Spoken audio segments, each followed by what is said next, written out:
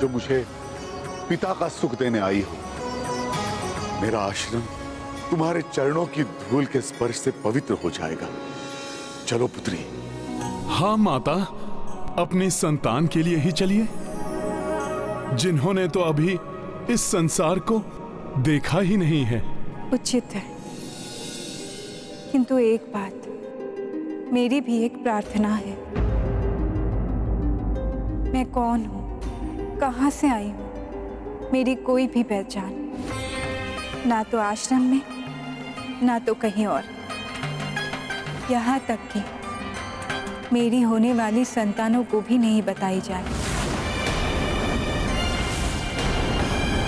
तब मैं आश्रम में रहूंगी।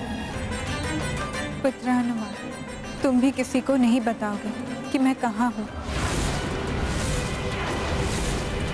और कभी भी अपने हनुमान रूप में मेरे होने वाली संतानों के समक्ष नहीं आओगे। माता, आप ऐसा क्यों कह रही हैं? क्योंकि मैं नहीं चाहती कि उनके पिता के प्रति कोई द्वेष भावना आए मेरे संतानों के मन में।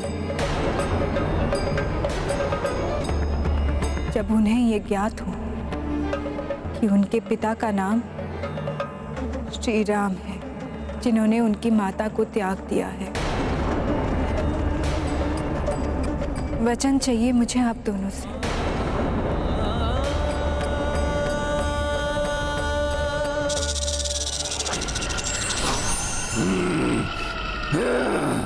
अभी तो बच गए वो दोनों शिशु, किंतु अधिक समय तक बच नहीं पाएंगे। वो अवसर पाते ही वो दोनों आहार बन जाएंगे मुझ शिशु भक्षी के। मेरा ये अनुरोध ही नहीं, निवेदन है। यदि आप दोनों मेरी पहचान छुपाए, तभी मैं आश्रम में रहने आऊंगी। यदि हनुमान इस वेश में आए तो सहज ही सबको ज्ञात हो जाएगा कि मैं सीता हूँ। मेरी संतानें भी यही जान जाएंगी तो अपने पिता से मिले बिना नहीं रह पाएंगी। किंतु माता, हर संतान को अपने पिता के बारे में। हनुमान, भावनाएं बहुत बलवती होती है। पिता या संतान में से किसी को भी एक दूसरे के बारे में ज्ञात हुआ तो दोनों ही एक दूसरे से मिले बिना नहीं रह पाएंगे। फिर रघुनंदन के इतने बड़े त्याग का अर्थ ही क्या रह जाएगा। मैं कदापि ये सहन नहीं कर पाऊंगी। किंतु पुत्री, मैं अपने ही आराध्य से इतना बड़ा भेद छुपाऊं? इतनी बड़ी दुविधा में मुझे मत डालो पुत्री। आपकी दुविधा भी उचित है ऋषिवर, किंतु मैं माता के मन की व्यथा समझ रहा हूं। इसलिए जैसा माता चाहती हैं, मैं वैसा वचन देने के लिए प्रस्तुत हूं। माता, आपका ये पुत्र हनुमान आपको वचन देता है कि ये हनुमान आपकी संतानों के समक्ष या आश्रम में या आपके कक्ष की ड्योढ़ी के भीतर कभी अपने सत्य स्वरूप में नहीं आएगा, और ना ही कोई कभी हनुमान से ये जान पाएगा कि आपकी वास्तविक पहचान क्या है माता।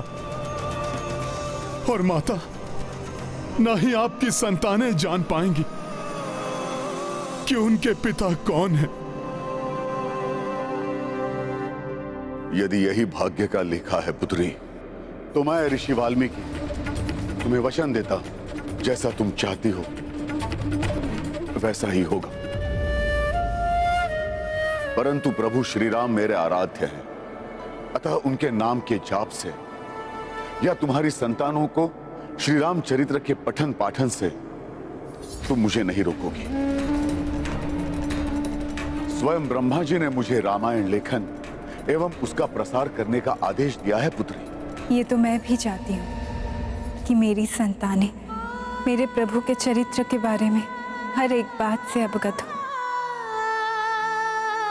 उनके आदर्श और मर्यादा से प्रेरणा ले, उनके पराक्रम से सीख लेकर वीर योद्धा बने।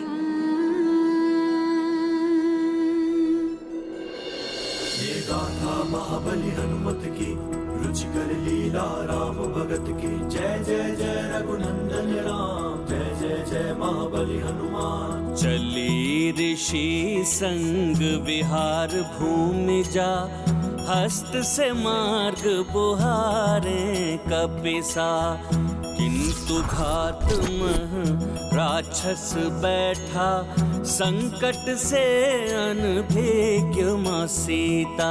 गाथा महाबली हनुमत की, रुचिकर लीला राम भगत की। जय जय जय रघुनंदन राम, जय जय जय महाबली हनुमान। तुम कहीं भी चली जाओ, तुम्हारी संतानें तो अंततः मेरे ही उदर में आने वाली हैं। शिशु भक्षी से बच नहीं पाएंगी वो।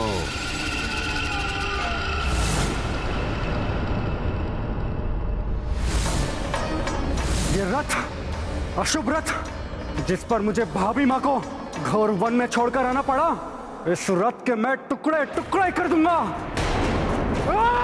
रुक जाओ लक्ष्मण।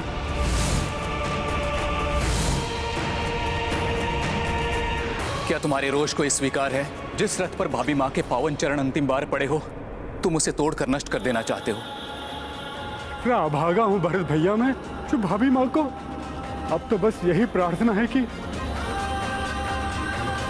भाभी माँ को किसी अच्छे आश्रम में शरण मिल जाए।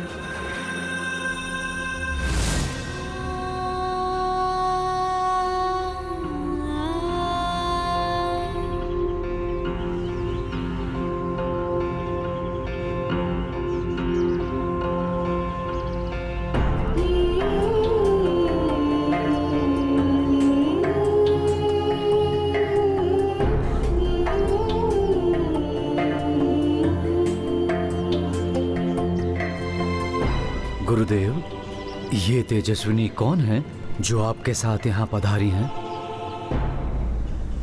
ये भूमिजा है, मेरी पुत्री।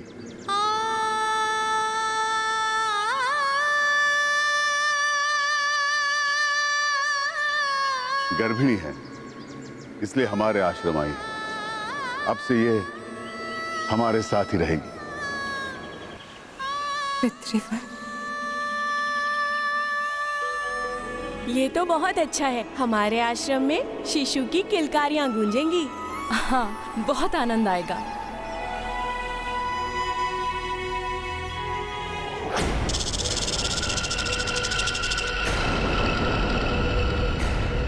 आसपास कुछ असामान्य सा प्रतीत हो रहा है मुझे।